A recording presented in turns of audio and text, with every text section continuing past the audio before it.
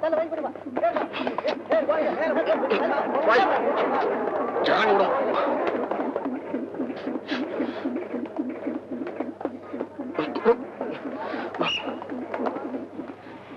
Sir இதெல்லாம் certificate மிதிச்சுட்டு வர்றாங்க? ரொம்ப பயபக்தியா இருக்கீங்க. நீங்க இன்னும் சர்டிஃபிகேட் வாங்கல, அதான் அப்படி பேசுறீங்க. ஆமா, சஃபேர் தட்டில் என்ன படம் தெரியுமா பிரபு? என்ன சார் இது இன்டர்வியூ, சஃபேர்ல என்ன படம் கேக்குறீங்க? இன்டர்வியூல கேட்கிற முதல் கேள்வி அந்த கேள்வியா இருக்கலாம், அதான் அப்படி கேட்டேன். ஓகே, see you then பிரபு.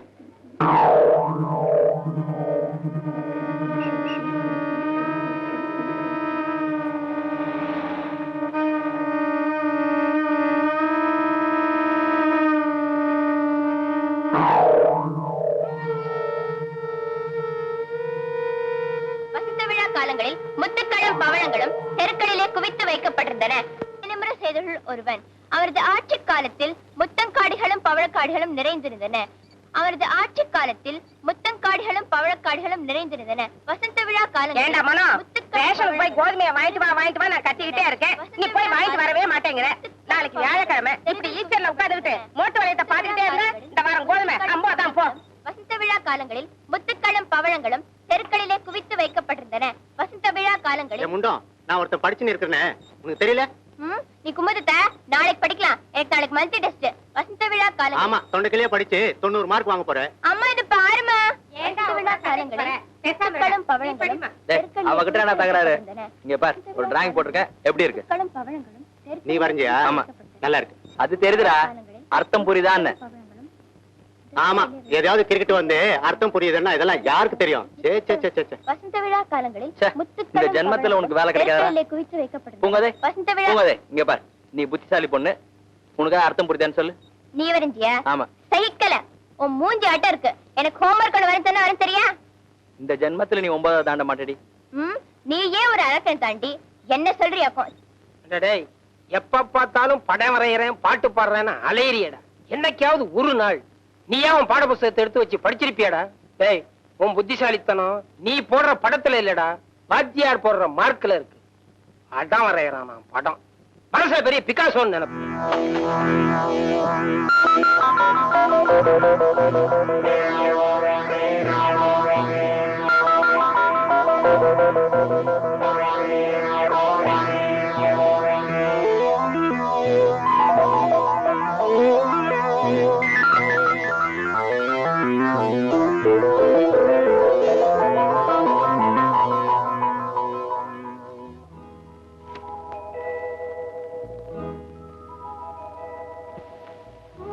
இரவிலே வாங்கினோம், இன்னும் விடியவே இல்லை.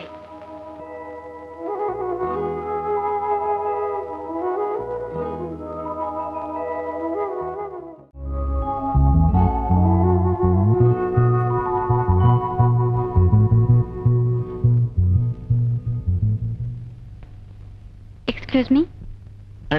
நீங்களா? வாங்க. எங்க இந்த படத்தை நீங்க தான் வரைஞ்சீங்களா? ஆமா.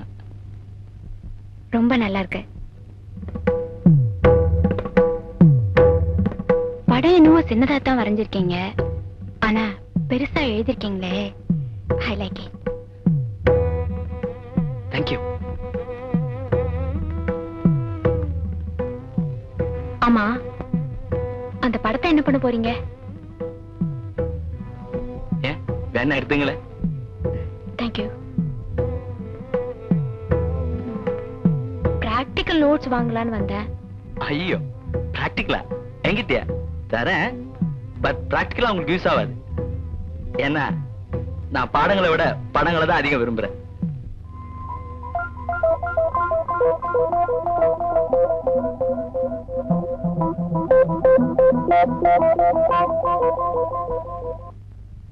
அம்மா, அட நல்லா இருக்காமா?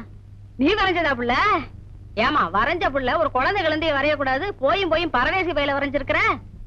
நான் வரையலமா, விட்டு பிரபு இல்ல, அவர் தான் வரைஞ்சாரு. ரொம்ப புத்திசாலிமா. ஆமா, அவன் புத்திசாலித்தனத்தை நீதான் மெச்சுக்கணும். அவங்க அம்மா என்னடானா என்கிட்ட மூக்கால அழுவுறான். இந்த மாதிரி தருதலைங்களை பெத்ததுக்கு அந்த தாய்ங்க என்ன பண்ணணும்? சத்த வித்து தான் சோறு திங்கணும். அம்மா மெதுவா பேசுமா, அவர் கேட்டுட்டு போறாரு. அந்த பையனா? கேக்கட்டுமே, அப்பதான் இதுங்களுக்கெல்லாம் உரைக்கும்.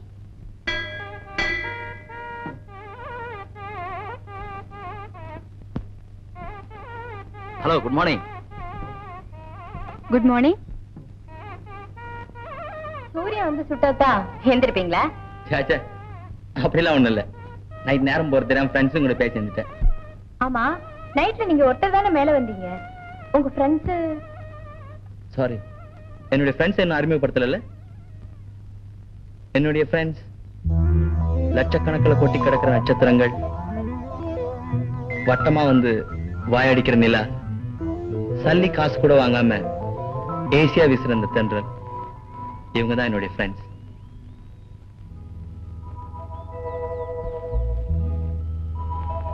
என்ன அப்படி பாக்குறீங்க?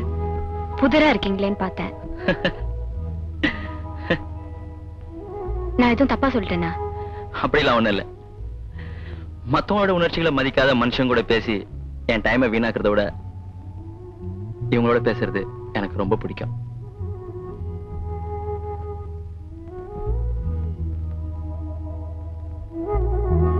எங்க அம்மா உங்களை சரியா புரிஞ்சுக்காம தப்பா பேசிட்டாங்க. புரிஞ்சுக்காம பேசினா அது தப்பு இல்லைங்க. இவ்வளவு நாள் எங்க அம்மா மட்டும் பேசிட்டு இருந்தாங்க, இப்ப துணைக்கு உங்க அம்மாவும் சேர்ந்திருக்காங்க. இந்த அம்மாக்களே எப்பயுமே அப்படித்தான், பேசிக்கிட்டே இருப்பாங்க. எங்க அப்பாவை அவங்க அப்பா அம்மா திட்டி இருப்பாங்க, இன்டர்ன் இப்ப அவர் என்ன திட்டுறார். இது ஒரு தவிர்க்க முடியாத நிலைமை. ஏன்னா இது ஒரு தலைமுறைக்கான இடைவெளி. ஐ மீன் ஜெனரேஷன் கேப். ஹலோ, என்ன தூங்கிட்டீங்களா? இல்ல, கிளாஸ் ரூம்ல மட்டும் தான் தூங்குவீங்கன்னு பார்த்தேன். ரொம்ப வித்தியாசமா இருக்கீங்க, உங்களை புரிஞ்சுக்கவே முடியல. என் நட்பை வெட்டிக்கிட்ட ஒவ்வொருத்தரும் கடைசியா பேசுற டயலாக், பிரபு உன்னை புரிஞ்சுக்க முடியலன்றதுதான். நீங்க வந்த உடனே ஆரம்பிச்சிட்டீங்க. இதுவே உங்களை புரிஞ்சுக்கிறதுக்கான முதல் முயற்சியா இருந்தா? ரொம்ப கஷ்டமான பாடம். ட்ரை பண்ணுங்க. Best of luck.